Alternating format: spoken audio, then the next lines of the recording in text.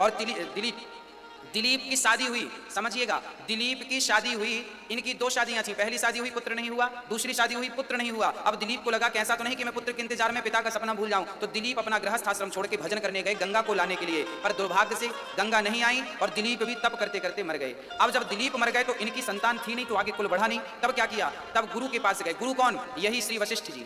गुरु के पास गए तो गुरु वशिष्ठ जी ने कहा कि इन दोनों रानियों के द्वारा ही बच्चा पैदा होगा, बिना पुरुष के जो बच्चा पैदा होगा उसी से गंगा, क्योंकि गंगा पावन क्यों है, गंगा पवित्र क्यों है, गंगा के स्नान से क्यों पाप धुल जाते हैं, क्योंकि गंगा भोगवती नहीं है, गंगा तो योगवती है। क्योंकि गंगा स्त्रियों के घर्षण से प्रकट हुई। राजा दिलीप की जो दो पत्नियां थी ना, इन्होंने दोनों स्त्रियों ने अपने शरीर का घर्षण किया, और दोनों ने जब घर्षण किया तो दो में से एक गर्भवती हो गई, बिना पुरुष के स्त्री ही गर्भवती हो गई। और जब गर्भवती हुई तो उनके शरीर से समय पूरा होने के बाद एक बालक ने जन्म लिया। बालक ने जन्म तो ले लिया पर शरीर में कोई हड्डियां नहीं थी। अब गुरु जी के पास गए कि गुरुदेव ये बच्चा तो हुआ है पर हड्डियां नहीं है। तब गुरु वशिष्ठ जी ने अपने तप के बल से हड्डियों का संचार किया, और वही बेटे का नाम था भागीरथ। दो भगों के संसर्ग से बच्चा उत्पन्न हुआ, इसलिए उसका नाम पड़ा भगीरथ। भगीरथ इसलिए श्री भगीरथ जी ने फिर तप किया कि मेरे दादा परदादाओं का सपना पूरा करूं, गंगा को लाना है। तब भगीरथ ने तप किया, और जब तप किया तो गंगा प्रकट हो गई, पुत्र वरदान मांगो। तब भगीरथ जी ने कहा, गंगा मैया मुझे वरदान दो कि मैं आपको पृथ्वी पर लाऊं और आप मेरे पूर्वजों के साथ साथ आने वाले हजारों लोगों का आप उद्धार करती रहे। पतित लोग, अरे भजन नहीं कर पाते हो आप, यज्ञ नहीं कर पाते हो आप, दान पुण्य नहीं कर पाते हो आप, कोई बात नहीं, परंतु गंगा स्नान कर लोगे जीवन में एक बार तो भी भवसागर पार जा सकते हो। ये गंगा स्नान का महत्व है। अब गंगा स्नान, अब भगीरथ जी ने गंगा को कहा आइए। गंगा जी ने कहा मैं आ तो जाऊंगी, परंतु मेरा वेग इतना तेज रहेगा कि मैं पृथ्वी को फाड़ती हुई पाताल में चली जाऊंगी। तब क्या करें, बोले शंकर जी का तप करो। तब भगीरथ जी ने शंकर जी का तप किया, और तप करने के बाद शंकर जी प्रकट होकर और गंगा से कहते हैं कि आप मेरी जटाओं में, गंगा जी आई शिव जी की जटाओं में। ये गंगा कौन है, कहते हैं कि जब भगवान 52 राजा बलि के द्वार पर 3 पग भूमि मांगने गए तो पहले पग में तो पूरा अतल वितल सुतल तलातल रसातल महातल मांग लिया, दूसरे पग में सत्यलोक को नापा, तीसरा पग कहाँ रखे, कहते हैं जब भगवान दूसरा पग लेकर गए ब्रह्मलोक में तो भगवान के अंगूठे से ब्रह्मांड फट गया। 52 भगवान ने इतना विशाल रूप बनाया कि इनके अंगूठे से, चरण के अंगूठे से ब्रह्मांड फट गया, और ब्रह्मांड के बाहर का जल इनका अंगूठा धोता हुआ गिरने लगा। ब्रह्मा को लगा कि इस पानी से पृथ्वी डूब जाएगी। तब ब्रह्मा जी ने अपना कमंडल लिया और उस कमंडल में पूरा जल भर लिया। वो चरणोदक था, जो भगवान के चरणों का धोता हुआ जो जल था वो ब्रह्मा जी के कमंडल में था। और जब भागीरथ जी ने तप किया तो ब्रह्मा जी ने वही चरणों का जल छोड़ दिया, वह चरणोदक ही गंगा है। भगवान के चरणामृत, चरणों का धोया हुआ जल ही गंगा जल है। आज भी गंगा जल में आप प्रैक्टिकल करके देख लें, लाखों साल रख के देख लें, हजारों साल तक भरा रहे गंगा जल, कभी खराब नहीं होता, क्योंकि ये मेरे गोविंद के चरणों का धौमन है। इसलिए गंगा अपवित्र नहीं होती, और गंगा सबको पावन करती हैं। और फिर गंगा जी ने जाकर गंगा सागर तक जाकर के गंगोत्री से निकलकर, अच्छा गंगा जी जब गई तो हरिद्वार के ऊपर जानवी नाम के संत थे, जन्नू बाबा। तो जन्नू नाम के संत ने गंगा को पी लिया, क्योंकि उनकी कुटिया गंगा ने बहा दी।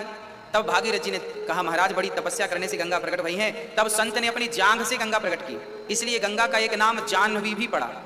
और आगे चली तो 7 ऋषियों की कुटिया थी।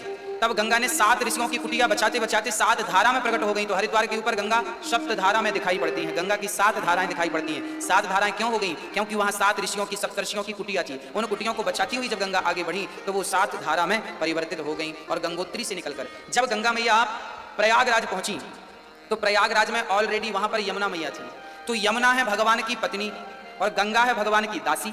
तो दासी बड़ी कि पत्नी बड़ी, तो गंगा मैया वहां रुक गई।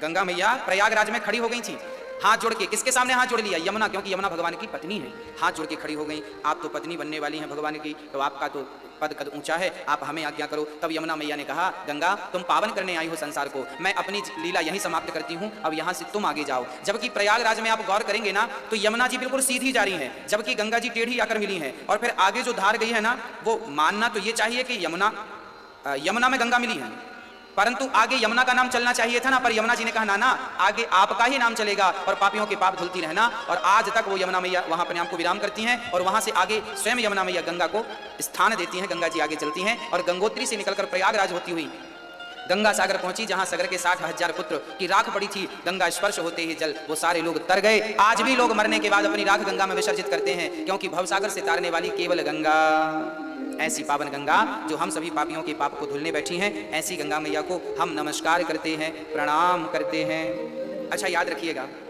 गंगा 3 गंगा है। एक गंगा पाताल में बह रही है, एक स्वर्ग में ऊपर है और एक पृथ्वी लोक पर बह रही है गंगा। अच्छा, चरित्र तो ऐसे भी मिलते हैं कि अब आपने एक कथा और सुनी होगी, राजा हरिश्चंद्र भी गंगा के किनारे ही थे। आपने सुना होगा ना राजा हरिश्चंद्र की कथा, गंगा के किनारे हरिश्चंद्र शमशान घाट में पहरा देते थे। तो राजा हरिश्चंद्र जो थे ये तो सगर के भी पहले थे। अब प्रश्न ये खड़ा हुआ कि यदि गंगा भागीरथ जी ने प्रकट की है, यदि गंगा भागीरथ जी ने प्रकट की है तो भागीरथ के पहले भी तो गंगा थी। इसका उल्लेख मिलता है राजा हरिश्चंद्र के प्रसंग में। हरिश्चंद्र तो इनके ना जाने कितनी पीढ़ी पहले हो चुके, तब भी गंगा थी और अब भी गंगा है, मतलब भगीरथ जी के जमाने में। तो ये क्या बात है? तब कहा गया कि राजा हरिश्चंद्र के जमाने में जो गंगा थी वो गंगा अलग थी। वो कौन सी गंगा थी? वो शिवपाद गंगा थी। जो गंगा तब थी वो शिवपदी गंगा थी। शिवपदी गंगा कहा जाता है कि वो गंगा शिव की पत्नी थी। और ये जो प्रेजेंट में गंगा बह रही है ये विष्णुपदी गंगा, वो शिवपदी गंगा थी, ये विष्णुपदी गंगा है। हरिश्चंद्र के जमाने में जो गंगा थी वो शिवपदी गंगा थी और आज जो भागीरथ जी के जमाने में जो अभी प्रेजेंट में गंगा बह रही है ये विष्णुपदी गंगा है। हाँ, तो गंगा तब भी थी जब भागीरथ नहीं थे और गंगा आज भी है। तो ये कभी आपको ये प्रसंग आधा अधूरा सुनेंगे तो कंफ्यूज ना हो जाए, क्योंकि अब सीधी बात है कि गंगा जी भागीरथ जी ने लाई है। तो भागीरथ के पिता के पिता के पिता के पिता के पिता के पिता के पिता तो हरिश्चंद्र थे। तो हरिश्चंद्र के बारे में भी लिखा है कि काशी में जब वो पहरा दे रहे थे तब गंगा के किनारे थे। तो उसका समाधान ये है कि वो गंगा शिवपदी गंगा थी, ये गंगा विष्णुपदी गंगा है।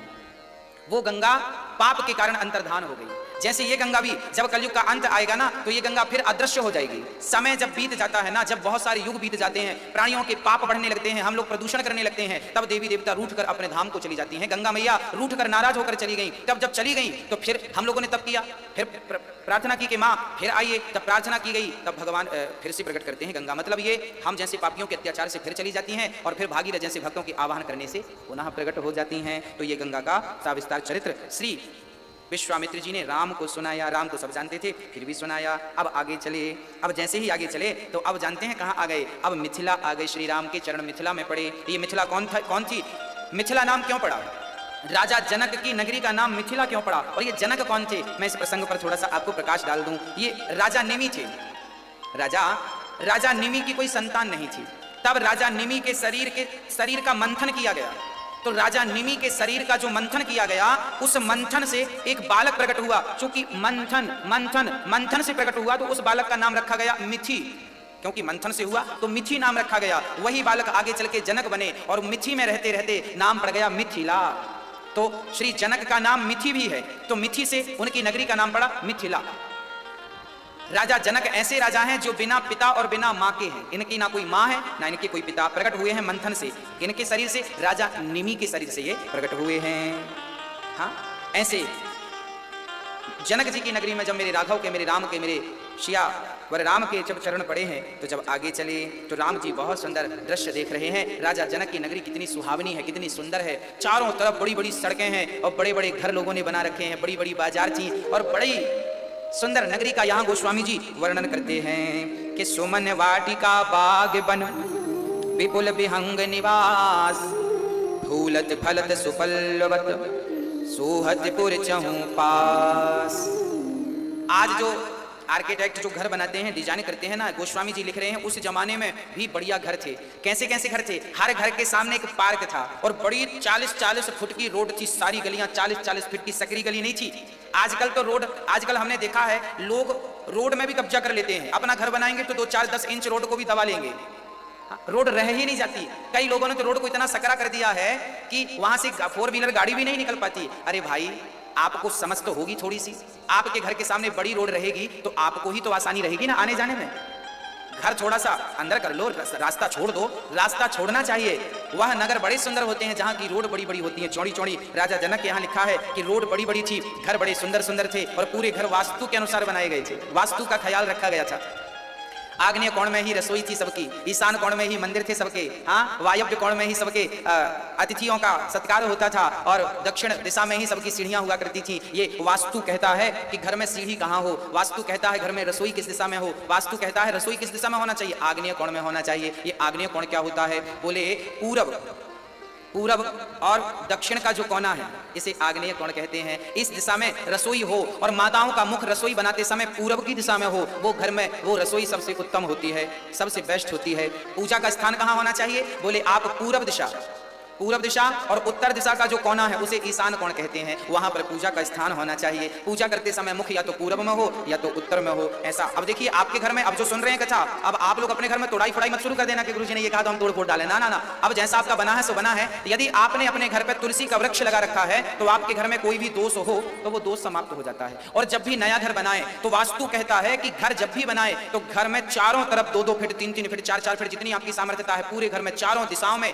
चारों तरफ परिक्रमा होनी चाहिए। आपका घर, आपके घर की यदि आपने परिक्रमा छोड़ रखी है, 2-2 फीट की जगह छोड़ रखी है, तो वो घर सबसे उत्तम होता है। जनक के यहाँ जो घर बने हैं, राजा जनक जी के यहाँ, पूरी वास्तु के अनुसार गोस्वामी जी कह रहे हैं बढ़िया सी रोडें दे रखी हैं। पूर्व दिशा का मकान है तो द्वार किस तरफ, जो मेन द्वार होता है ना, घर प्रवेश का प्रथम द्वार होता है, उस द्वार के ऊपर श्री गणेशाय नमः लिखना चाहिए, शुभ लाभ लिखना चाहिए, मंगल भवन अमंगलहारी द्रवहु सुदश्रित अज्र बिहारी, चौपाइयां घर पर अंकित करनी चाहिए, शंख और चक्र के निशान घर के फ्रंट पे द्वार पर लगाना चाहिए। जब भी कोई आपके घर आवे तो सबसे पहले आपके द्वार पे गणेश जी का चित्र पावे, आपके जो द्वार पर सबसे ऊपर गणेश जी का चित्र लगाना चाहिए। गणेश जी की मूर्ति छोटी सी स्थापित करना चाहिए, और ताकि गणेश जी जहां होंगे वहां रिद्धि और सिद्धि तो होंगी। तो आपके मेन जो द्वार है, मेन द्वार, वो द्वार के ऊपर स्वयं गणेश जी होने चाहिए, और ताकि रिद्धि सिद्धि बनी रहे। जब भी आप आवे जावे तो गणेश जी का दर्शन करते हुए घर से जावे आवे तो आपका आना जाना मंगल होगा, शुभ होगा। और द्वार के एक तरफ शंख का निशान, एक तरफ चक्र का निशान होना चाहिए, भगवान के आयुध होने चाहिए, और आपके घर पे श्री राम जय राम लिखा होना चाहिए। बढ़िया लिखवाओ पेंटर को बुलाकर दीवार पे, ताकि आने जाने वाले को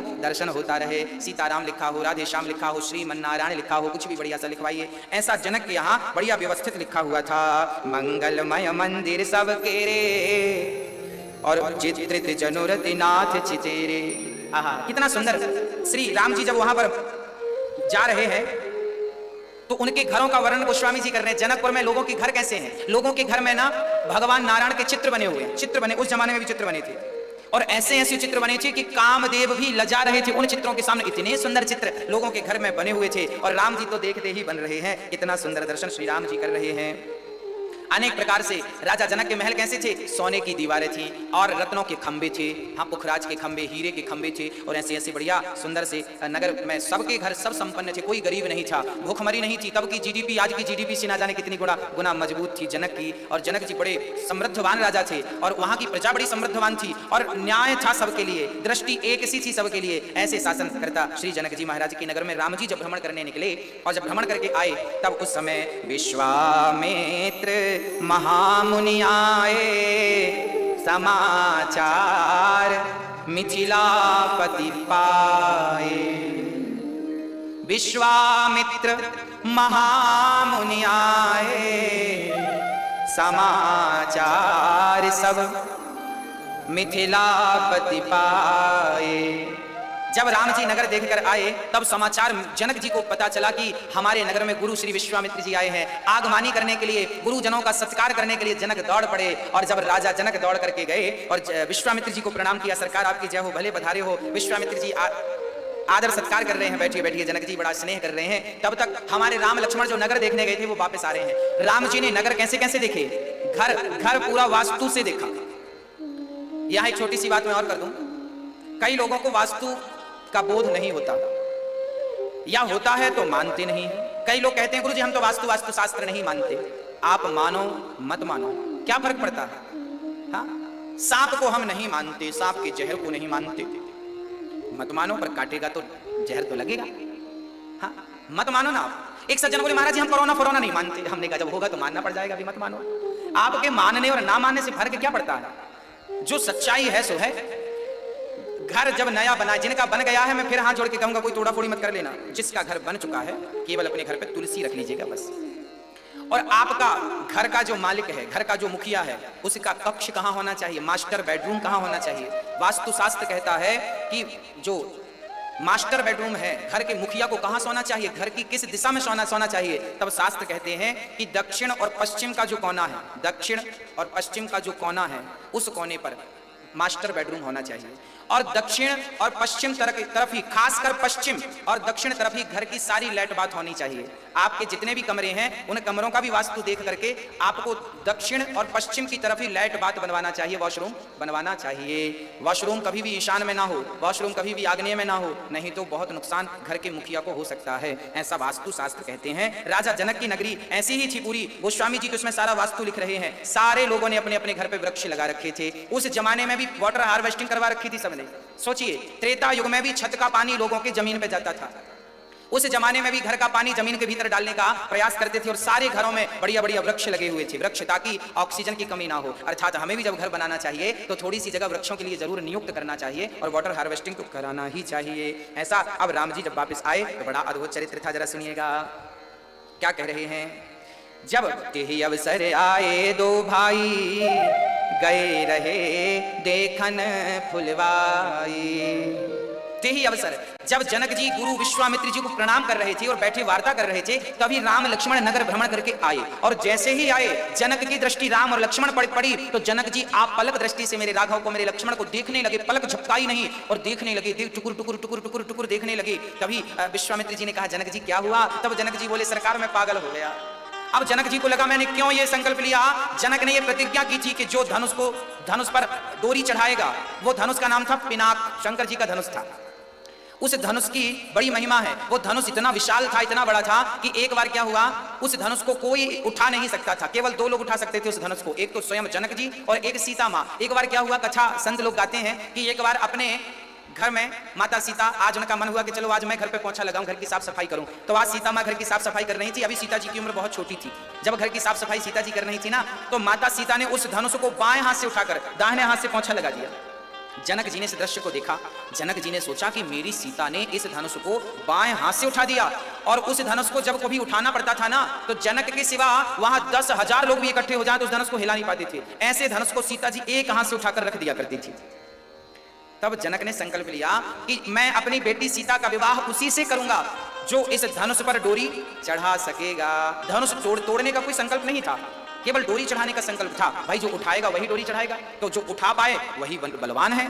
जनक जी को लगा, पहले के पिता ना जब लड़की देते थे ना, विवाह करते थे ना, तो पहले पूरा परख लेते थे लड़का कितने पानी में है, कैसा है, मतलब मेरी बेटी के योग्य है या नहीं, ऐसा सब देख लेना चाहिए। आज भी देख लेना चाहिए, आज तो कई बार धोखा हो जाता है। इसलिए आज भी जब अपनी बेटी का विवाह करें तो एक बार लड़के का मेडिकल टेस्ट जरूर करावें, मेडिकल टेस्ट जरूर करावें। और साथ साथ लड़का तंबाकू शराब पीता है कि नहीं, मेडिकल टेस्ट में आ जाएगा। तो लड़की के विवाह के पहले, लड़की का जब आप विवाह करें तो लड़के का मेडिकल टेस्ट जरूर कराएं, ताकि सारी जानकारी पिता को लग जाए कि जिससे बेटी ब्याह रहे हैं वो ठीक ठाक है या नहीं। शराब तो नहीं पीता, अल्कोहल की मात्रा खून में आ जाएगी ना, यदि पीता होगा तो। तंबाकू खाता होगा, जरा दांत चेक करना चाहिए, हाँ भाई दांत दिखाओ तुम्हारे। पहले के जमाने में आदमी जब बैल खरीदता था ना तो दांत देखता था कितने दांत का बैल है। लड़की ब्याह रहा तो दांत तो देखना ही पड़ेगा, तंबाकू खाता है कि नहीं। तो हम तो कहते हैं लड़की के पिता को लड़के के दांत सब देखना चाहिए। तंबाकू खाता है तो दांत अलग होंगे उसके, इसलिए दांत चेक कर लेना चाहिए। जिनके दांत रंगे हो उनसे शादी कभी नहीं करना चाहिए।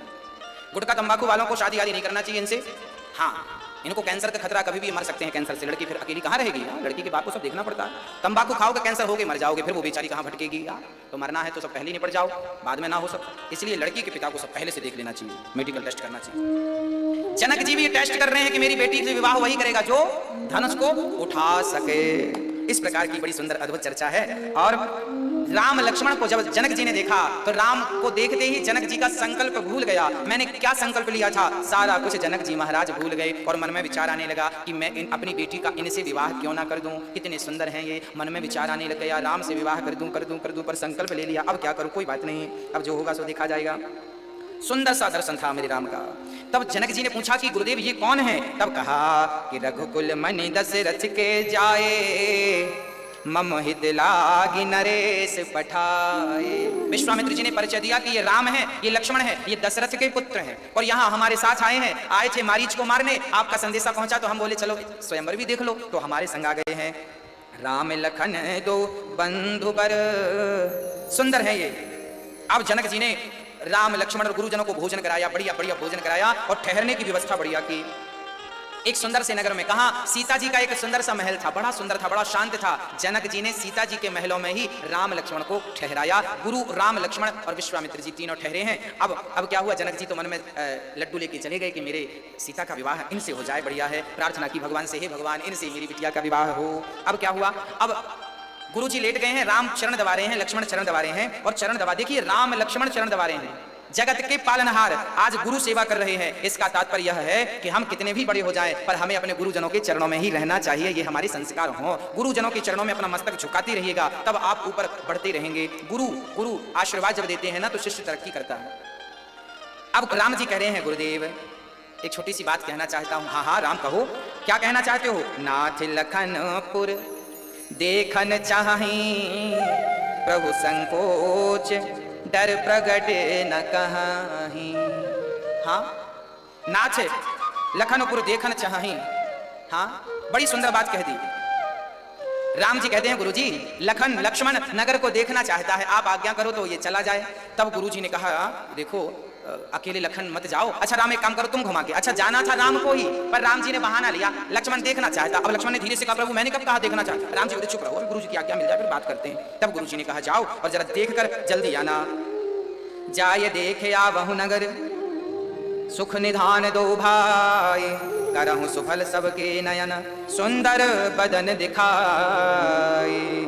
अब राम लक्ष्मण चले, जब नगर में पहुंचे, नगर वासियों ने देखा, पूरे नगर में चर्चा हो गई कि सुनो जनक जी तो राम लक्ष्मण को देखते ही रह गए, नजर हटी नहीं। उनके मन में तो यही विचार है कि इनसे ही सीता का विवाह कर दें। अब जब सारे लोगों को बात कानों कान पता चली और जब राम लक्ष्मण निकले, राम की छाती बड़ी चौड़ी थी, कानों में सोने के कुंडल लटक रहे थे, बाल बड़े घुंघराले से थे और बढ़िया सा चौकोर पगड़ी ठाकुर जी ने मेरे राघव ने बांध रखी थी। कैसी चौकोर पगड़ी बांध रखी थी, चौकोर पगड़ी सिर पर थी और पगड़ी पर मोर का पंख लगा था। और भगवान के कान बड़े सुंदर, बड़े बड़े कान, बड़े बड़े कुंडल लटक रहे थे, आंखें बड़ी सुंदर थी, गाल बड़े सुंदर थे। भगवान की आंखें ऐसी थी कि लाखों कमल भी लजा जाएं भगवान की आंखों की सुंदरता देखकर। छाती बड़ी चौड़ी सी, बाजूबंद था और बड़ी बड़ी भुजाएं थी और धनुष टंगा हुआ था, बढ़िया तरकस टंगा हुआ था। धनुष बाण लिए जब राम लक्ष्मण निकले तो जो राम लक्ष्मण को देखता बस देखता ही रह जाता, किसी की पलक झपकने का नाम नहीं लेती। और तो और खिड़कियों पे चढ़ चढ़ करके, दरवाजों पे चढ़ चढ़ के वहां स्त्रियां श्री राम का दर्शन करने लग गई, श्री लखनलाल जी का दर्शन करने लग गई और मन ही मन राम को सब सीता के लिए यही हो, यही सीता के पति हो, ऐसी प्रार्थना सारी स्त्रियां सारे पुरुष जन करने लग गए। कितना सुंदर नगर था, कितनी सुंदर श्री राम लक्ष्मण जी की शोभा थी। अब राम जी जब मिथिला भ्रमण करने निकले हैं ना, तो कुछ सखियां, आप जानते हैं कुछ लोग बड़े मजाकिया होते हैं, तो जब राम जी गली से निकलने लगे ना नगर में, तो कुछ सखियां राम को गाली देने लगे। हाँ, कितनी बढ़िया गाली दे रही हैं। एक सखी जोर जोर से कहने लगी, ए सखी सुनो, हमने तो सुना है कि ये दोनों दशरथ के बेटे हैं। एक सखी बोली अच्छा अयोध्या वाले दशरथ के? हाँ। तीसरी सखी बोली सुनो, कभी अयोध्या मत चली जाना धोखे से।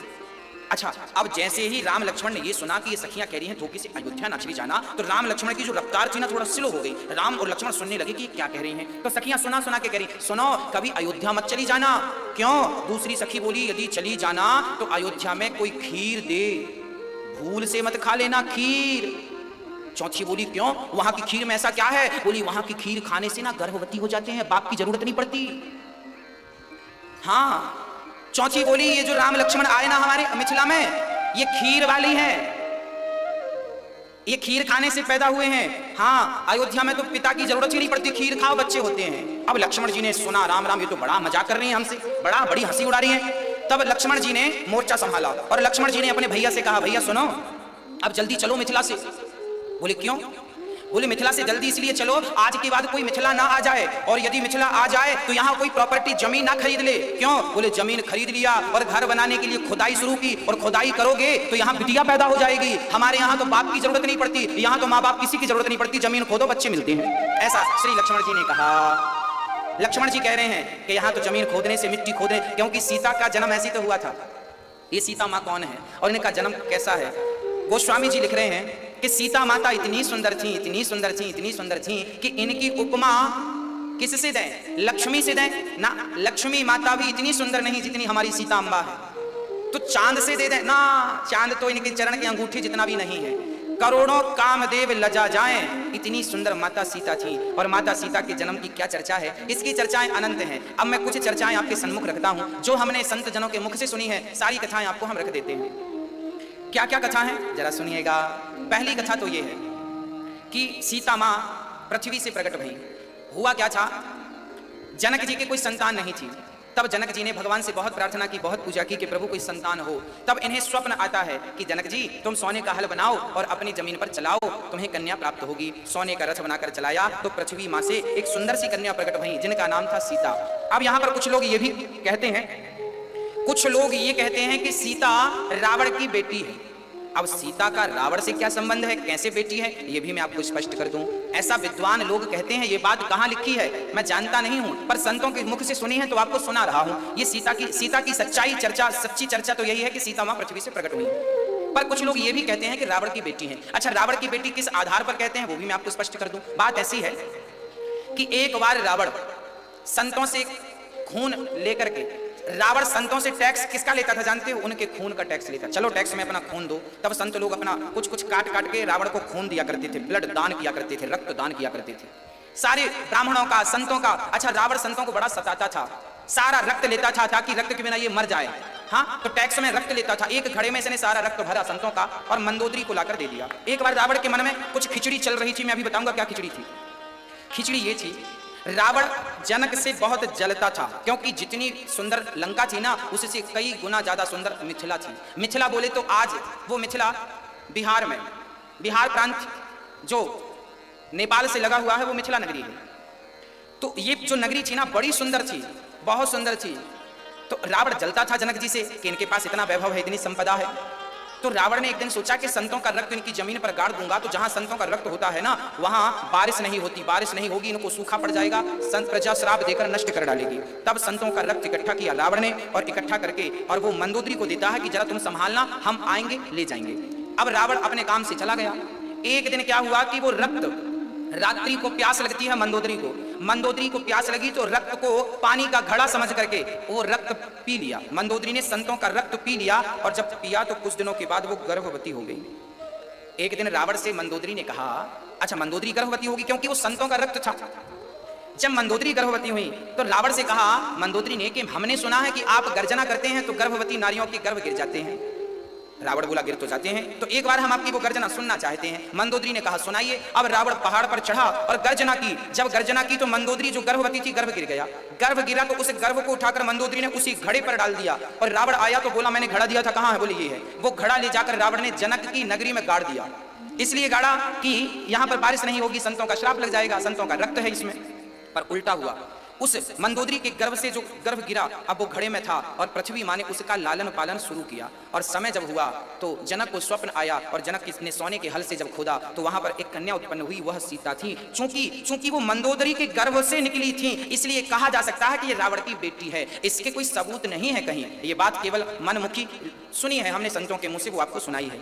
हाँ, अब रावण तो रावण ब्राह्मण था, सब कुछ जानता था। रावण जान गया कि ये मेरी बेटी है। अब आगे मैं आपको सुनाता हूं। इस हिसाब से रावण सीता का पिता हुआ। अच्छा, यहां पर आप देखेंगे जब सीता स्वयंवर होता है ना, तो रावण भी आया था। यहां गोस्वामी जी स्पष्ट लिख रहे हैं कि रावण ने धनुष को टच भी नहीं किया, अर्थात रावण सीता से विवाह करने नहीं आया था। यहां गोस्वामी जी लिख रहे हैं चौपाई में कि रावण चाप को अर्थात धनुष को छुआ भी नहीं। ऐसी चौपाई अभी मैं गाऊंगा थोड़ी देर बाद। रावण ने धनुष को, आया तो था सीता स्वयंवर में रावण, पर रावण अपनी बिटिया को देखने आया था, ऐसा संत जन कहते हैं। और जब राम ने धनुष तोड़ दिया, तब रावण ने राम से कहा था कि प्रभु समय लगे तो हमारी बिटिया को लेकर लंका आइएगा, आपका सम्मान स्वागत करेंगे। राम जी ने कहा देखो हम तो आएंगे नहीं। तो रावण बोला फिर मत आओ, हम अपने तरीके से ले आएंगे। तो इसलिए फिर रावण ने सीता माता को चुराया। इसलिए चुराया कि वो अपना कल्याण करना चाहता था। आगे मैं चरित्र सुनाऊंगा प्रसंग, बस अभी तो केवल सीता माँ के जन्म की चर्चा हमने आपको सुनाई है। अब सीता माँ जनक की पुत्री है, और बड़े प्रेम से भ्रमण करके जब मेरे राम वापस आए, जब वापस आए, शाम हुई, भोजन प्रसादी ब्यारू किया, और प्रेम पूर्वक राम जी रात्रि को सोने के पहले गुरु जी के फिर से चरण दबाने लगे। मुनिवर शयन किए, मुनिवर शयन कीन, तब जाई लगे चरण चापन दो भाई। जब गुरु विश्वामित्र जी आराम करने लगे, जब गुरु के पास आप हो तो बिल्कुल निश्चित है कि उनके चरण सेवा जरूर करें। गुरु के चरण राम लक्ष्मण दबा रहे हैं, और जब गुरु जी ने कहा कि ठीक है अब राम लक्ष्मण जाओ, आप आराम कर लो। जब गुरु के पास से राम लक्ष्मण चले तो राम विश्राम करने लग गए, तो राम के चरण श्री लक्ष्मण जी दबाने लग गए। कितना प्रेम था राम का लक्ष्मण से और लक्ष्मण का श्री राम से, कि राम जी आराम कर रहे हैं तो छोटा भाई पांव दबा रहा है। अब सोचिए कि बड़ा भाई छोटे भाई से प्रेम करे और छोटा भाई बड़े भाई से प्रेम करे, तो वो घर घर नहीं, वो घर स्वर्ग हो जाता है। जहां सुमति तहां संपत्ति नाना, जहां कुमति तहां विपत्ति निदाना। इसलिए जहां प्रेम अधिक होता है वहां संसार का सारा सुख व्याप्त होता है। अब राम जी लेट गए और लक्ष्मण जी चरण दबा रहे हैं। चापत चरण लखन और लाए, सभय प्रेम परम सचुपाए। अब राम जी ने कहा कि देखो लक्ष्मण जाओ, रात्रि बहुत हो गई है, जाकर सो जाओ। तो राम जी सोए, गुरु जी सोए, पर लक्ष्मण नहीं सोए। क्या लिख रहे हैं गोस्वामी जी? उठे लखनु निसी विगत सुनी, अरुण निषाद धुनिकान, गुरुदेव पहले जगतपति, जागे राम सुजान। शिष्यों का धर्म है कि वो गुरु से पहले, आज राम जी गुरु के बाद सोए थे, और यहां लिखा है गुरु ते पहले जागे। गुरु के पहले जगतपति जागे, अर्थात गुरु के पहले राम जाग गए। इसलिए जाग गए कि हम नहा धो के तैयार होंगे तब तो गुरु की आज्ञा का पालन कर सकेंगे। अब गुरु जी जागे और चेला सो रहा है, ये घोर कलयुग है। तब तो लक्ष्मण जी, अच्छा राम जी के लिए जागने लिखा है और श्री लक्ष्मण जी तो सोए ही नहीं थे, तो लक्ष्मण जी उठे, लखन बैठे थे लक्ष्मण जी तो उठ गए। और यहां पर गुरु ते पहले जागे, अर्थात राम सो रहे थे तो जाग गए, पर लक्ष्मण जी सो रहे थे ऐसा नहीं लिखा। उठे मतलब बैठे थे, रात्रि में पहरा दे रहे थे, बैठ गए थे, उठ गए। चलो सवेरा हो गया, 4 बज गए, उठे, जल्दी से नहाया धोया और राम जी के सामने खड़े हो गए। जब राम जी के पास लक्ष्मण जी आ गए तब लक्ष्मण जी जागे, और जब लक्ष्मण और राम जाग गए उसके बाद श्री गुरु विश्वामित्र जी जागे। ऐसी गुरु भक्ति, ऐसी भाई की भक्ति रामचरित्र के सिवा दुनिया में कहीं और प्राप्त नहीं हो सकती। ये रामचरित्र है भक्तों। ऐसी मर्यादाओं का पालन यहाँ श्री राम जी कर रहे हैं और श्री लक्ष्मण जी कर रहे हैं। कैसे गुरु सेवा होती है, कैसे भाई सेवा होती है। अब सुबह हुआ, गुरु जी स्नान ध्यान करके पूजा पर बैठ रहे हैं, और जब पूजा पर बैठे ना तो हमारे श्री राम जी चल पड़े। कहाँ जा रहे हैं? बोले पुष्प लेने जा रहे हैं, चलो पुष्प वाटिका से जरा पुष्प तोड़ लावें। और जब पुष्प लेने गए तो कितना बढ़िया दर्शन है ना। हाँ, भगवान इतने सुंदर, ऐसे राम को हम बारंबार प्रणाम करते हैं। जो राम, ऐसे राम के लिए हम जिंदगी लुटा दें, ऐसे राम को हम अपना सर्वस्व समर्पित कर दें। बगीचे में घुसा चला आ रहा है, तभी बगीचे के मालिक ने, अर्थात वो बगीचा केवल किशोरी जी का था, वहां केवल श्री सीता मां जा सकती थी। पर जब वहां खड़े उस माली ने राम को देखा, राम को देखते ही सब कुछ भूल गया कि मैं किसका माली हूँ, कहाँ का हूँ। राम ने कहा भैया हम पुष्प गुरुदेव के लिए तोड़ने आए हैं, क्या आप किस बगीचे से तोड़ लें? माली मना कर ना सका। बस प्रिय भक्तों, ये छोटी सी बात यहाँ पर ये दर्शाती है कि आपका व्यक्तित्व ऐसा हो कि सामने वाला आपके बिना कुछ सुने, केवल आपको देख कर ही आपके लिए रास्ता खाली कर दे। आपका व्यक्तित्व, आपका चरित्र जब उच्च कोटि का होगा ना, तो आपका चरित्र आपके स्वरूप पर, आपके संस्कार आपके स्वरूप पर दिखेंगे। राम का व्यक्तित्व ऐसा था, माली रोक ना सका। अब राम पुष्प वाटिका में गए और पुष्प तोड़ने लग गए गुरुदेव के लिए। बड़ी सुंदर छवि थी मेरे राघव की, बड़ा सुंदर दृश्य था। अब कल्पना करिए कि पुष्प वाटिका बड़ी हरी भरी थी, बड़ा सुंदर था, सुंदर सी हवा चल रही थी, सुंदर से पुष्प श्री राम अपने हाथ से गुरुदेव के लिए चुन रहे हैं। उसी क्षण सीता जी अपनी सहेलियों के सहित उसी पुष्प वाटिका में, उनकी देवी का मंदिर था, जगत जननी जगदम्बा का, भवानी का। हाँ, तो माता सीता उसी पुष्प वाटिका में सुबह सुबह आई और वो भी पुष्प तोड़कर पूजा करने गई। अच्छा, वो तो पूजा करने गई, पर सीता की सहेलियों में एक सखी ने कहा कि आप लोग पूजा करने जाओ, जरा मैं जंगल की, अपने बगीचे की सुंदरता देखकर आती हूँ। तब क्या हुआ? एक सखी सिय संग बिहाई और गई रही देखन फुलवाई। तेही दो बंधु बिलो के जाई, प्रेम विवश सीता पही आई। बड़ा सुंदर था। यहाँ राम पुष्प तोड़ रहे थे बगीचे में और यहाँ सखियों के सहित सीता जी आई। तभी एक सखी को लगा कि चलो जरा बगीचे देख लेते हैं। वो सीता को छोड़कर, मंदिर को छोड़कर, और वो घूमने निकल गई। अब जब घूमने निकल गई तो उसकी छवि, उसकी नजर राम पर पड़ी, लक्ष्मण पर पड़ी, और ज्यों राम लक्ष्मण को देखा, उस सखी ने मानो उसे संसार का सारा सुख मिल गया हो, झूमने लगी, नाचने लगी, दौड़ी दौड़ी सीता सीता सीता सीता। क्या हुआ? अरे चल तो सही। सीता जी बोली मैं पुष्प चढ़ा दूं माता जी को। अरे तू आके चढ़ाना, पूजा कर लूं, आके करना। अब लो, अब यहाँ कितना बढ़िया संकेत है कि जो सखियां रोज पूजा करने मंदिर जाती थी, उन्हें तो राम का दर्शन पहले नहीं हुआ, और जो मंदिर नहीं गई, घूमने निकल गई, राम उसे मिल गए। इसका तात्पर्य क्या है? बोले भगवान जिसे अपना दर्शन देना चाहते हैं उसे भगवान दर्शन दे सकते हैं, जब चाहे, जहां चाहे, जैसे चाहे। भगवान कहते हैं कि मुझे पाने की योग्यता भी नहीं। अच्छा, कोई कहे कि भगवान को पाने की ये योग्यता है, भाई आपको सरकारी जॉब करना है तो वहां पे तो एक निश्चित है ना कि आपके पास ये डिग्रियां होनी चाहिए। पर भगवान को पाना हो तो क्या 1 लाख माला जपने से भगवान मिलते हैं? क्या 1000 यज्ञ करने से भगवान? यदि मिलते, भगवान लिख कर देते हैं कि भाई तुम इतना करोगे तो मैं मिल जाऊंगा, तो जरूरी नहीं है कितना करने के बाद भी भगवान मिल जाए। भगवान किसी के यज्ञ जप तप से नहीं, भगवान से प्रेम करते रहो। कभी ना कभी कृपा करके अनायास ही भगवान न जाने किस पर कब कृपा कर दें और कब किसके जन्म जन्म के पाप संचित हो जाए और कब किसे राघव का दर्शन। ये जो सखी थी, एक सखी सी संग बिहाई, ये सखी कौन थी? ये उर्मिला जी थी। जो सखियों से बिछड़ गई सखी, वो सखी कौन थी? उर्मिला थी। जब उर्मिला जी ने लक्ष्मण जी को देखा, देखती रह गई। मानो उर्मिला जी को लगा जिसकी तलाश थी वो तो यही है। सीता को बतलाती हैं और सीता मैया को पकड़ कर लाती हैं। अब सीता मैया जब आई, यहाँ राम अपनी मस्ती में पुष्प तोड़ रहे थे, लक्ष्मण जी अपनी मस्ती से पुष्प चुन रहे थे, और यहाँ श्री जानकी जी जब आई, किशोरी जी जब आई, तो राम को ऐसा लगा कि कोई आ रहा है हमारी तरफ। तुरंत राम की नजरें उठी, और जैसे ही राम की नजरें उठी, यहाँ सीता जी आ रही थी, और सीता जी नजरें झुकाकर चल रही थी, और जैसे ही सखियों ने कहा देखो वो है, और जैसे ही श्री जानकी जी ने श्री राम को आंख उठाकर देखा, तो आंख सीता जी की राम की आंख से मिल गई, और राम की आंख सीता मां की आंख से मिल गई। दोनों ने एक दूसरे को देखना शुरू कर दिया। आप पलक दृष्टि से सीता जी राम को और राम जी सीता को देखते रहे, और वहां जितनी सखियां थी सारी मानो पागल हो गई हो। उनकी पलक झपकती नहीं, शरीर बिल्कुल बिल्कुल जड़वत हो गया, शरीर हिलने को तैयार नहीं है। मां जगत जननी जगदम्बा सीता मां ने तो राम को जब देखा, आहा कितने सुंदर थे मेरे राम।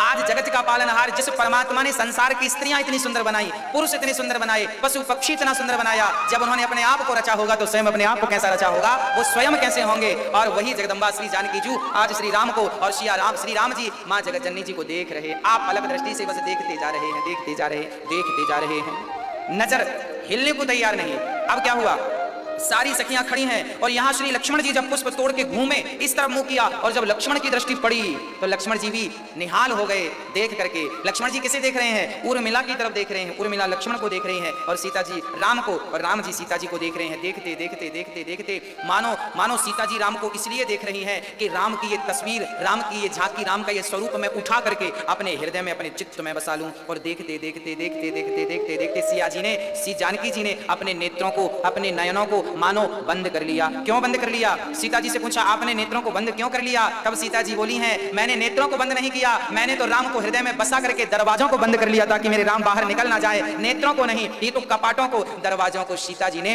बंद कर लिया। प्रिय भक्तों, ये दर्शन की पद्धति सीता मां हमें देकर के जा रही हैं। कभी भी भगवान का दर्शन किया करो तो कैसे दर्शन करना चाहिए आपको? बोले भगवान के मंदिर में जब जाओ तो दर्शन कैसे करो? बोले भगवान को देखो देखो, बार बार देखते रहो। आप पलक बिना पलक झपकाए भगवान को देखते रहो, देखते रहो, देखते रहो। उनका श्रृंगार कैसा है, उनकी आंख कैसी है, उनके गाल कैसे हैं, उनका हृदय कैसा है, उनके चरण कैसे हैं, उनके हाथ कैसे हैं, एक एक अंग को देखो, और देख देख करके फिर जानकी जी की तरह नेत्रों को बंद कर लो। फिर आंख बंद करके, अच्छा सीता जी ने आंख बंद क्यों की? क्योंकि सीता जी को लगा ये तो अभी सामने खड़े हैं और अभी हम यहाँ से चली जाएंगी, यहाँ से जाने के बाद हम इनका ध्यान करेंगी तो ये आएंगे कि नहीं। तो आंख बंद करके सीता जी ने पहले ही प्रैक्टिकल कर लिया कि आंख बंद करके देखती हूँ कि नहीं, देखती हूँ आते हैं कि नहीं। और जब आंख बंद करके सीता जी ने देखा तो जो राम को अभी बाहर पा रही थी, उन्हीं राम को अपने भीतर पाना शुरू कर दिया मां जगत जननी ने, सीता जी ने। और यहाँ राम का भी हालत, राम जी की हालत भी ठीक नहीं थी।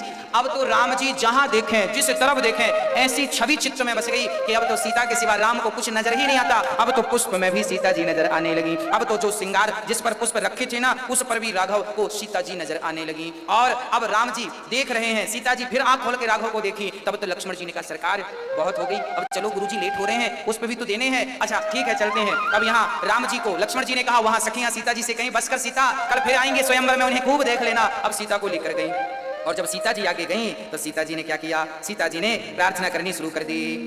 हाँ, एक एक अंग को जब देखा सीता जी ने, उनके मोर पंख लगे हुए थे, कानों को देखा, हृदय को देखा, गालों को देखा, अधरों को देखा। और उसके बाद सीता जी ने जिस देवी की पूजा करना चाहा उन देवी से कहा कि मन जाहे राज्यों मिलहि सोवर, सहज सुंदर सावरो, करुणा निधान सुजान शील, स्नेह जानत रावरो, यही बाति गौर असीस सुनसिया, सहित हिया हर्षित वली तुलसी भवान, पूज्य पुनि पुनि मुदित मन मंदिर चली।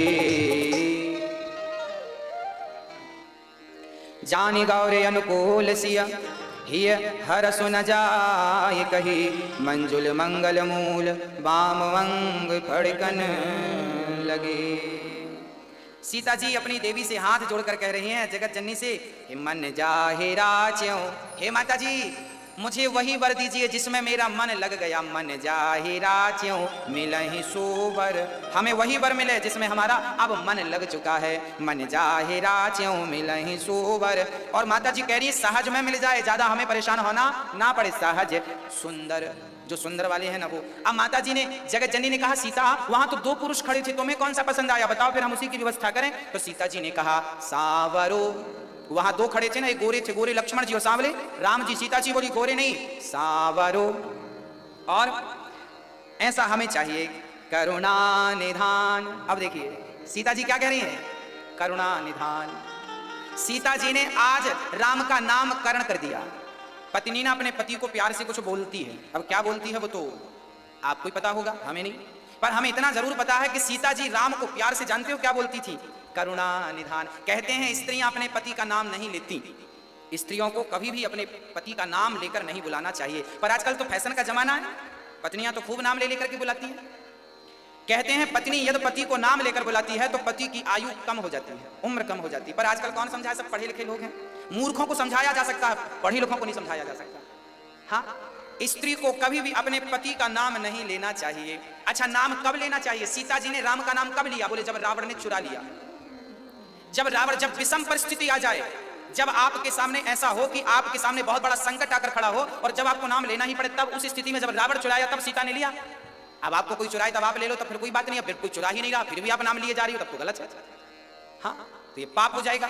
तो नारी को कभी भी अपने पति का नाम नहीं लेना चाहिए। पुत्र को, बड़े पुत्र का, कहते हैं पिता को भी बड़े बेटे का नाम नहीं लेना चाहिए। हाँ, परंतु यहां पर श्री जानकी जी राम जी का नाम क्या रखती हैं? करुणा निधान। हर जगह सीता मां राम को किस नाम से बुलाती थी?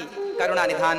राम का नाम नहीं, करुणा निधान आइए, करुणा निधान खाइए, करुणा निधान बैठिए, करुणा निधान कहती थी। यही भांति, अब इस भांति जब श्री जानकी जी ने प्रार्थना की तब क्या हुआ? जगत जननी जगदम्बा को माला पहनाया सीता मां ने और हाथ जोड़ के कहा कि यही पति मिले, तब वो माला गिरा और सीता जी को हाथ में प्राप्त हो गया। कई बार आप भगवान को पुष्प चढ़ाते हैं और चढ़ाने से वो पुष्प गिर जाता है, आपको लगता गिर गया, गिरा नहीं, वो आशीर्वाद स्वरूप परमात्मा ने आपको दे दिया। जिस कार्य के लिए आपने हाथ जोड़ा था वो कार्य आपका सिद्ध होगा। अब यहाँ पुष्प लौटाए हैं, सीता जी अब चली हैं और अपनी माँ से जाकर के कहा, सारी सखियां माँ से कहती हैं कि आज वैदेही को आज कोई मिला है और राम जी का चित्त नहीं लग रहा है। जब गुरु के पास गए, पुष्प इत्यादि दिया, तब मन नहीं लग रहा है राम जी का। राम जी लक्ष्मण जी से कह रहे हैं कि लक्ष्मण, आज तक हम रघुवंशियों का मन कभी इस प्रकार विचलित नहीं हुआ, पराई नारी को देखकर मन विचलित नहीं हुआ। तब लक्ष्मण जी बोले, राघव, हो सकता है वो पराई नारी ना हो सकता है उनका आपसे विवाह हो।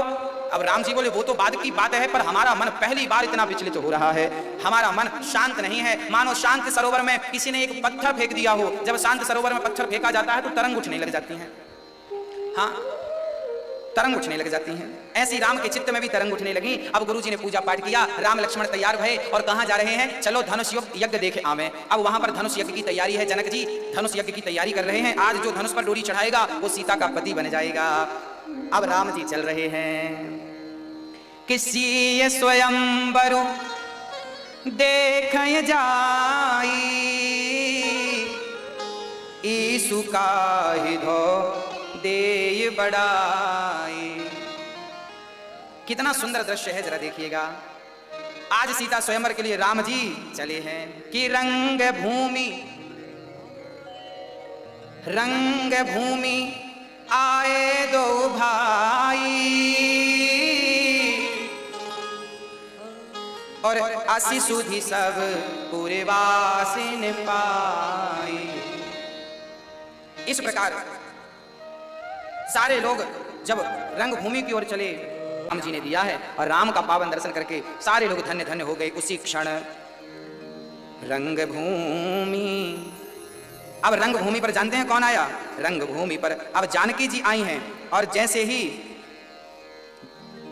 सीता जी का आगमन हो, रंग भूमि जब सिय पगुधारी, देखे रूप मोहे नर नारी। चारों तरफ राजा महाराजा बैठे थे, बीच में धनुष रखा था, ऊपर सिंहासन पर जनक जी बैठे थे और सीता जी आई सखियों के सहित, शंख बजते हुए, नगाड़ा ढोल बजते हुए सीता जी आई। वहां गोस्वामी जी लिख रहे हैं, रंग भूमि जब सिय पगधारी, तो रूप देख मोहे नर नारी। सीता जी इतनी सुंदर थी कि नारियां और नर, बच्चे और बूढ़े सब सीता को देखकर मोहित हो गए। यहाँ एक संदेह लोग करते हैं, गोस्वामी जी चौपाई लिख रहे हैं कि नारी ना मोह नारी के रूपा, नारी कभी नारी के रूप को देखकर मोहित नहीं होती।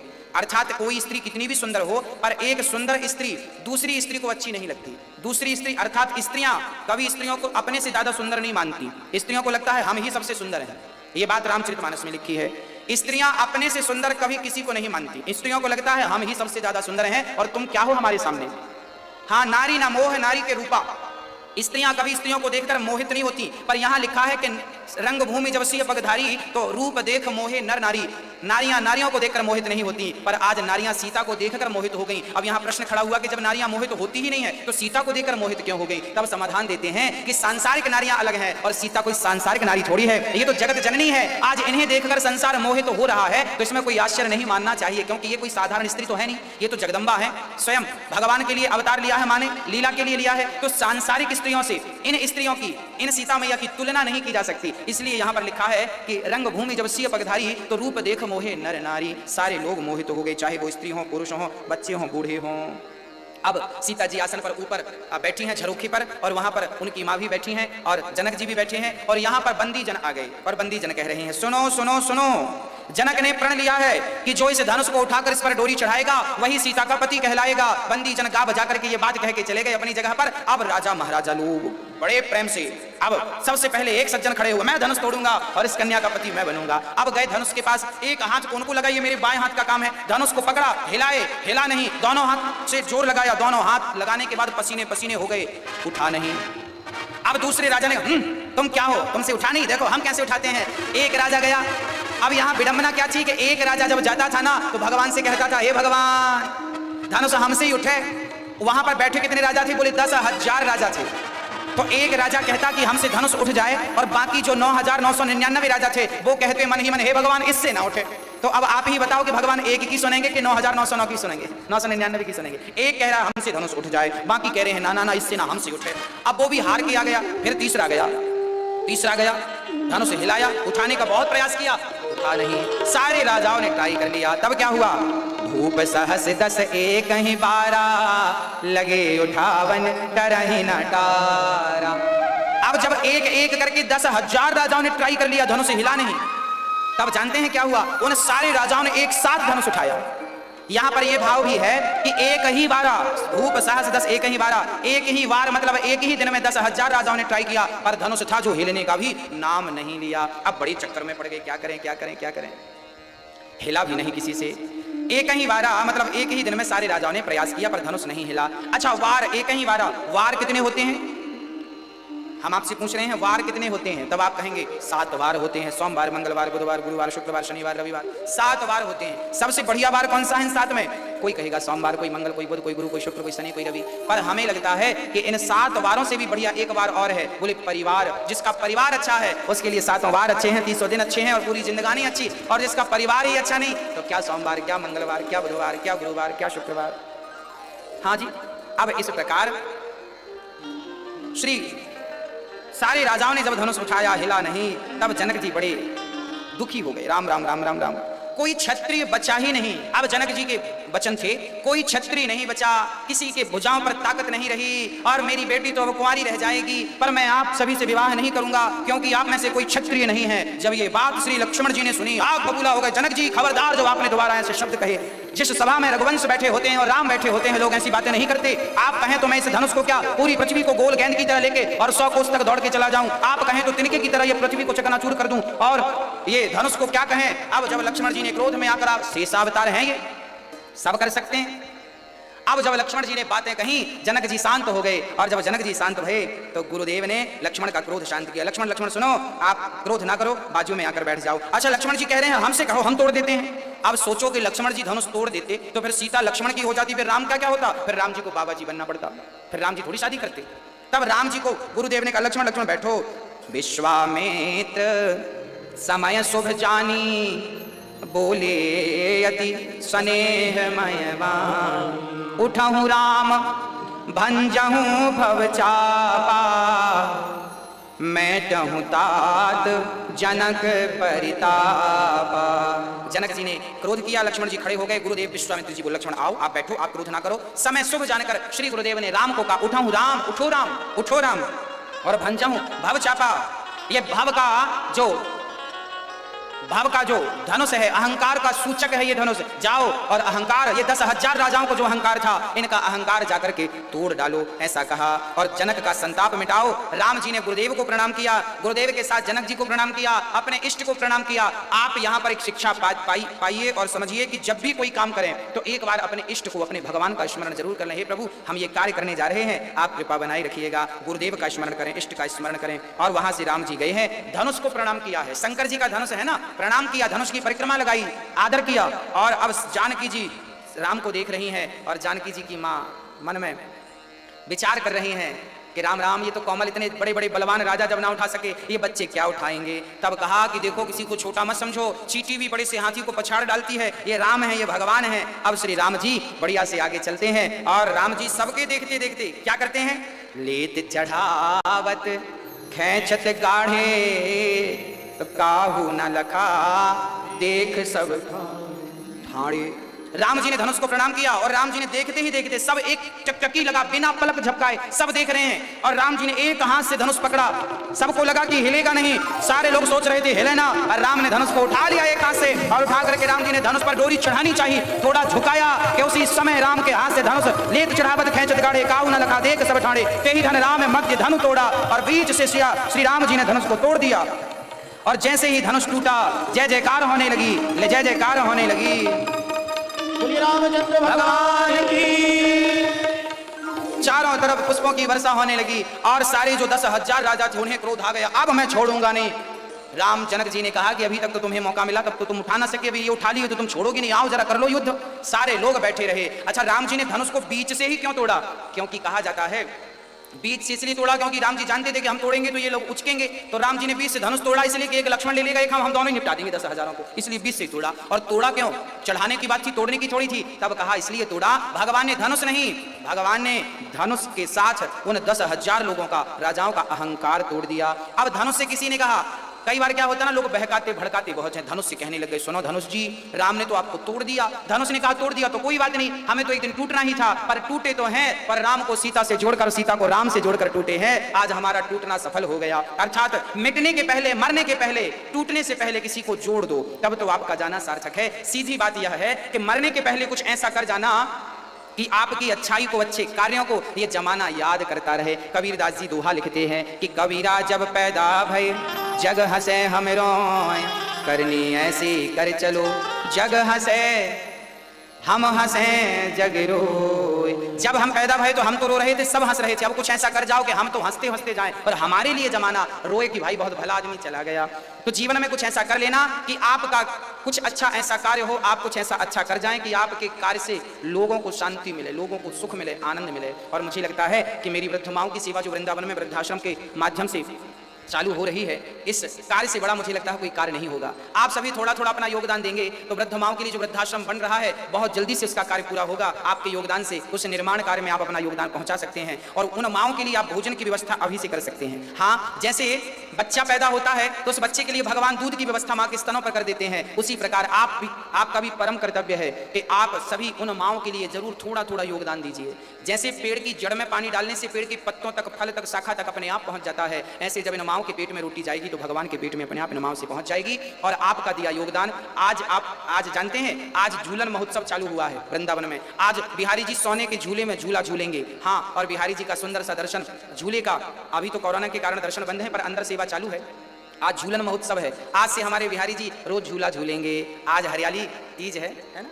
आज इस पावन हरियाली तीज के पावन पर्व पर आज सुबह भंडारा हुआ। यहाँ रोज अन्न क्षेत्र चलता है और अन्न क्षेत्र में रोज बहुत सारे साधु संत, बहुत सारे लोग जरूरतमंद प्रसाद पाते हैं पेट भर भर के। और ये सब तभी संभव है आप सभी के योगदान से, आप सभी के सहयोग से ही ये संतों की सेवा, वृद्धों की सेवा, माओं की सेवा। आपको लगे कि आपको भी किसी एक माँ को गोद लेना है, आप भी किसी एक माँ को जीवन भर भोजन देने का संकल्प ले सकते हैं। मात्र 21,000 देकर आप किसी एक माँ को जीवन भर एक वक्त की, 2 वक्त की रोटी दे सकते हैं, एक रोटी का सहारा दे सकते हैं। जब हम किसी के सहारा बनते हैं ना तो हमें भी भगवान का सहारा मिलता है। कुछ भक्तों ने योगदान दिया है, नाम सुनते हैं।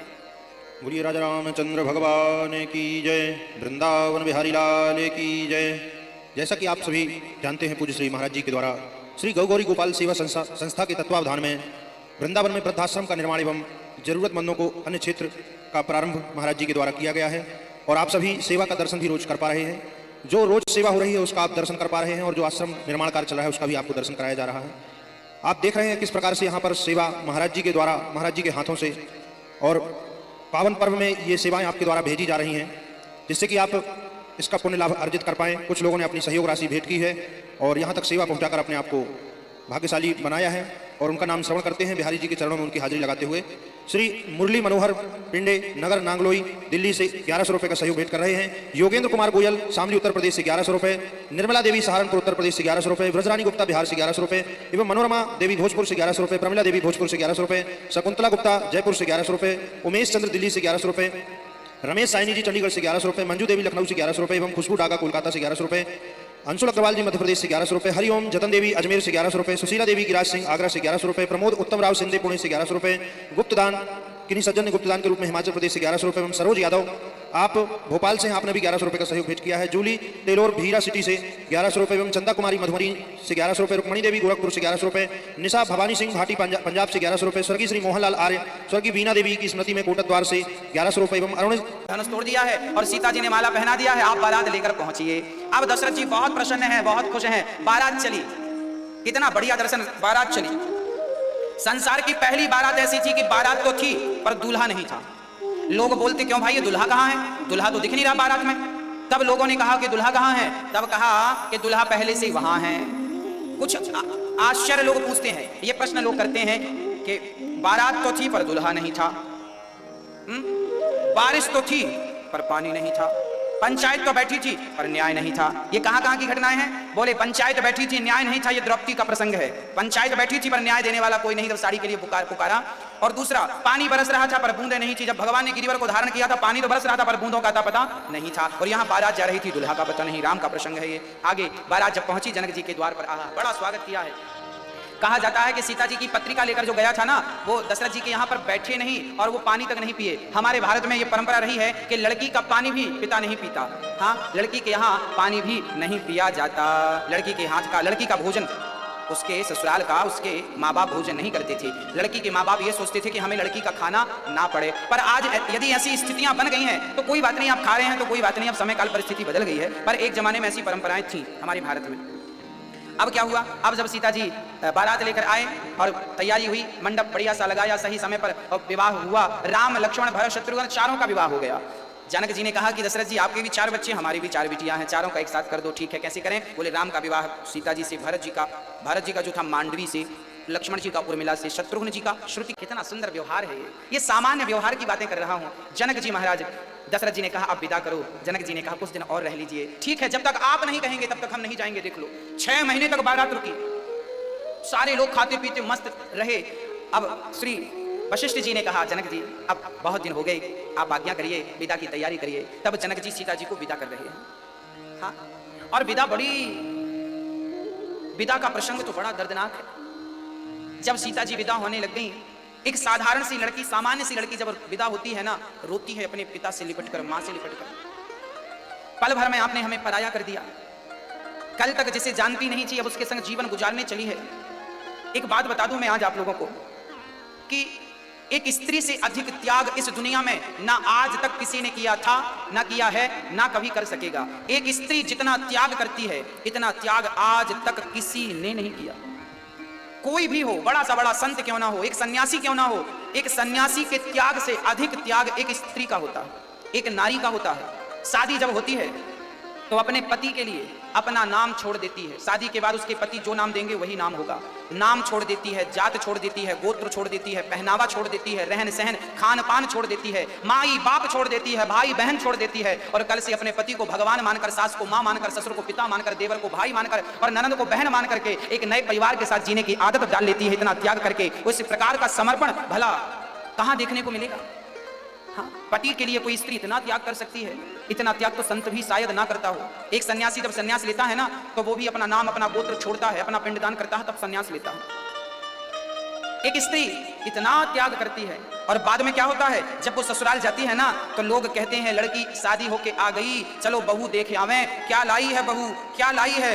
सारी दुनिया ये तो देखती है कि बहू क्या लेकर आई है, पर कोई ये नहीं देखता कि वो लड़की क्या छोड़ करके आई है। हाँ, क्या त्याग है, उसके त्याग पर आज तक किसी की दृष्टि नहीं गई। वो लेकर क्या आई है, इसको सारा जग देखता है। हाँ, और आजकल तो जब लड़की ससुराल, एक बार एक सत्य घटना मुझे स्मरण आ गई, मैं एक सत्य घटना आपसे शेयर करता हूं। एक बार क्या हुआ कि एक पिता थे, बहुत गरीब थे, लगभग 15,000 रुपए महीने मिल जाते थे, सरकारी काम था, सरकारी काम था। उनकी एक बेटी थी, एक ही बेटा था। बेटी सयानी हो गई, लड़की के पिता ने सोचा चलो इसका विवाह कर दे, सयानी हो गई है, बड़ी हो गई है। तो हुआ क्या, लड़की के लिए बढ़िया सा लड़का लड़की के पिता ने देखा, समय निश्चित हुआ और शादी फिक्स हो गई। बारात आई, मंडप के नीचे कन्यादान चल रहा था। लड़की के पिता कन्यादान कर रहे थे। कन्यादान में एक रस्म होती है, लड़की का पिता अपने दामाद से कहता है बेटा तुम्हें क्या चाहिए। वो रस्म जब चालू हुई, कह रहे थे लड़की के पिता बेटा तुम्हें क्या चाहिए। तभी लड़के ने कह दिया हमें तो 4 चक्के की गाड़ी चाहिए, हमें गाड़ी चाहिए 4 चक्के की, हाँ गाड़ी चाहिए। जैसे ही गाड़ी की बात लड़की के पिता ने सुनी, लड़की के पिता ने कहा बेटा हमसे ये बात तो नहीं थी कि आपको गाड़ी चाहिए और 4 चक्के की गाड़ी चाहिए, 4 व्हीलर कार। लड़की का पिता इतना बड़ा धनवान तो नहीं था कि वो बेटी को शादी में कार दहेज में दे सके। लड़की के पिता मंडप के नीचे अपने दामाद के सामने हाथ जोड़ने लगे, बेटा ये गाड़ी की जिद ना करो, हमारी औकात हैसियत नहीं है तुम्हें गाड़ी देने की, हम दे नहीं सकते। लड़का बिगड़ गया, ना ना हमें तो गाड़ी मिलेगी तब हम शादी करेंगे, नहीं तो हम नहीं करेंगे। अब लड़की के पिता ने विचार किया कि यदि शादी नहीं हुई तो बड़ी बदनामी होगी। भाई लड़की का बाप तो यही सोचेगा ना कि बारात चली जाएगी तो कल को मेरी लड़की से विवाह करेगा कौन। हाँ, लड़की के पिता ने कहा ठीक है अब हम आपको गाड़ी देंगे, गाड़ी देने का कह दिया। व्यवस्था थी नहीं, रातों रात, देखिए सच घटना बोल रहा हूं मैं आपको, ऐसा जमाने में होता है। लड़की के पिता ने रातों रात अपना घर गिरवी रख दिया और गिरवी रखकर जो पैसे मिले सुबह गाड़ी खरीदी और जो 8-10 लाख की गाड़ी आई वो गाड़ी लड़के के हाथ में रख दी, बेटा ये चाबी है आप लो। अब लड़का गाड़ी लेकर गया। एक दिन क्या हुआ, लड़का अपनी पत्नी को गाड़ी पर घुमा रहा, चलो आज तुम्हें शेयर करा के लाते हैं। लड़का गाड़ी चला रहा है और पत्नी बाजू में बैठी है। पत्नी बोल रही है जरा आहिस्ता, धीरे चलो धीरे चलो धीरे चलो। लड़का तो बोला ना मुझसे तो आती है, पहली ससुराल की गाड़ी सब ऐसे चलाते हैं, दहेज की गाड़ियां। चलाई गाड़ी, आगे मंदिर था, खिचड़ी प्रसाद बट रहा था। एक अपाहिज, एक लंगड़ा जिसका एक पांव था नहीं, एक ही पांव था, बैसाखी लेके सड़क पार कर रहा था। तो अभी साहब की गाड़ी आई और देखा कि सामने अपाहिज है। इन्होंने ब्रेक लगाया और ब्रेक लगा, चढ़ गए ब्रेक पर। गाड़ी घिसरती घिसरती उस अपाहिज के पास जाकर खड़ी हो गई। बाल बाल बच गया, नहीं अपाहिज मर जाता। अब ये साहब गाड़ी से उतरते हैं, अपाहिज पर बरस पड़े, मूर्ख कमा के खा नहीं सकते, जब देखो भिखमंगों की तरह लाइन पे खड़े होकर भीख मांगते रहते हो, अभी तुम्हारे चक्कर में हमारा एक्सीडेंट हो जाता। तब लड़की ने कहा अपने पति से क्रोध ना कीजिए, 100 रुपए निकाला, लड़की ने अपाहिज की झोली पे डाल दिया। अब बिगड़ गया ये आदमी, क्यों तुम्हें क्या जरूरत थी 100 रुपए देने की अपाहिज को, तुम लोगों के द्वारा इनका मनोबल बढ़ता है, अभी हमारा एक्सीडेंट हो जाता। तब उस लड़की ने मुस्कुराते हुए कहा कि ये तो अपाहिज है, इसका तो भीख मांगना बनता है, क्योंकि ये अपाहिज है, कमा के खा नहीं सकता, ये भीख मांग रहा है, शोभा देता है कि ये अपाहिज है। पर तुम तो अपाहिज नहीं थे, मंडप में मेरे बाप से भीख मांगी तब तुम भीख नहीं मांग रहे थे क्या? क्या वो भीख नहीं थी? अरे केवल अंतर इतना है कि ये भिखारी मंदिर के बाहर के भिखारी हैं और तुम मंडप के भिखारी हो। भिखारी तुम दोनों हैं, तुम दोनों ही हो। तुम्हें लज्जा आनी चाहिए कि ये तो अपाहिज है, ये तो कमा के खा नहीं सकता, आपके तो भगवान ने दोनों पांव दिए हैं, कमा के खा सकते हो, फिर भी भीख मांगते हो। आदत पड़ गई है भीख मांगने की, ये तो भिखारी है, पर आप जैसे लोग भिख मंगे होते हैं। प्रिय भक्तों याद रखिएगा, मंदिर के बाहर जो लोग बैठे भीख मांग रहे हैं वो भिखारी हैं, और जो दहेज मांग रहे हैं ये भीख मंगे हैं। अब आप अपने आप से पूछिए, क्या आपने दहेज लिया है या दहेज लिया है, मांगा है? लड़की के पिता अपनी मर्जी से दे दें तो कोई बात नहीं, पर आपने मांगा है तो अपनी खोपड़ी में लिख लो कि तुम बहुत बड़े भिख मंगे हो। हाँ, 100 भिखारी मरे होंगे तब तुम जैसे भिख मंगे पैदा हुए। हाँ, और मैं आप सभी से कह दूं कि जो दहेज लेता है ना उससे बड़ा भिखमंगा कोई नहीं होता। हम तो कहते हैं कैसों के घर के बाहर लिख दो भिखमंगे का घर यही है, ये भीख मांगने वाले लोग। इसलिए मैं आपसे प्रार्थना करता हूं कि अपने बच्चों को इतना योग्य बनाइए, इतना योग्य बनाइए कि उन्हें किसी के सामने हाथ फैलाने की जरूरत ना पड़े। यदि कार चाहिए, जो संपत्ति संपदा चाहिए, आप अपने बल से, अपनी योग्यता से, अपनी काबिलियत से उसे बनाएं, उसे पाएं, ना कि आप भीख मांगे किसी के सामने झोली फैलाएं। अपने बच्चों को इतना काबिल बनाना, मेरी माँ और मेरे भाई, इतना काबिल बनाना कि आपके बच्चों को किसी के सामने भीख ना मांगना पड़े। हमारे संत कह गए हैं, मांगे से मरना भला, मत मांगो कोई भीख और बिन मांगे मौती मिले, यह सतगुरु की सीख। मांगे से अच्छा है मर जाना, पर भीख मत मांगना। अपने आप को योग्य बनाइए, काबिल बनाइए, काबिल बनाइए, ताकि आप किसी को दे सकें। अरे हम दें दुनिया को, हमें दहेज की भिक्षा ना लेनी पड़े। हाँ, दहेज मांगना कितना बड़ा पाप है, लोग ये पाप करते हैं, इसलिए आप ये गलती ना करना। और जो बच्चे कथा सुन रहे हैं, आप भी कसम खा लीजिए कि आप भी बड़े होकर दहेज नहीं लेंगे, बिना दहेज के विवाह करेंगे। हाँ, योग्य स्त्री हो, योग्य पत्नी हो, योग्य लड़की हो, शादी कर लीजिए, पैसों को देखकर मत कीजिएगा। हाँ, नहीं तो गति बिगड़ जाती है। अब सीता माँ विदा हो रही है। जनक जी ने अपनी मर्जी से बहुत सारा धन धान्य, गाड़ियों में सोना चांदी, हीरा मोती, गाय घोड़े, हाथी, दास दासियां, ना जाने क्या क्या दिया। और दशरथ जी जब लेकर चले, श्री दशरथ जी महाराज राम को लेकर चले हैं। अब राम जी पहुंच गए अयोध्या, और जैसे ही अयोध्या पहुंचे हैं, यहां से बाल कांड पूरा हुआ और अयोध्या कांड चालू हो गया। बोलिए भक्त वत्सल भगवान की, सियावर रामचंद्र की। अब हम आपको राम कथा का शेष भाग कल श्रवण कराएंगे।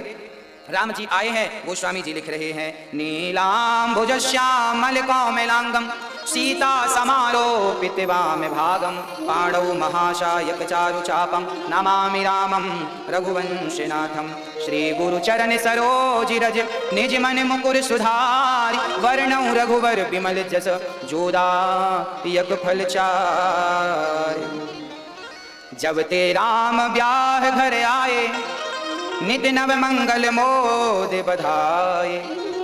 जिसको पति पत्नी में लड़ाई झगड़े होते हैं, स्नेह नहीं बनता, उनको अयोध्या कांड की पहली चौपाई पढ़ना चाहिए। चौपाई ये है, जब ते राम ब्याह घर आए नित्य नव मंगल मोद बधाए। जो इस चौपाई का नित्य पाठ करता है उसका पति पत्नी से प्रेम बढ़ जाता है और उसके घर में जो गृहस्थी है वो सवर और सुधर जाती है। तो राम जी आए हैं और सीता जी को मुंह दिखाई कैकेयी ने सोने का महल दिया है, जिसे कनक भवन कहते हैं। आज भी कनक भवन में राम जी और सीता जी बैठे हैं अयोध्या में और बड़े सुंदर बाजे बज रहे हैं, आनंद हो रहा है, घर घर बधाई बज रही है। राम का विवाह हुआ है और बहुत आनंद से बधाई। अब राम जी को गृहस्थ आश्रम में रहने देते हैं। कैकेयी कौन थी? कैकेयी का पूर्व चरित्र क्या था? मंथरा कौन थी? मंथरा का पूर्व चरित्र क्या था? ये कल की कथा में हम आपको बतलाएंगे। मंथरा पूर्व जन्म में कौन थी? कैकेयी पूर्व जन्म में कौन थी? किस प्रकार राम का वनवास हुआ? क्यों वनवास हुआ? कारण क्या था? राम वनवास का प्रसंग कल आपको सुनाएंगे। और आज तो राम को राजा राम तो यहाँ पर बढ़िया से विवाह होके आया है। तो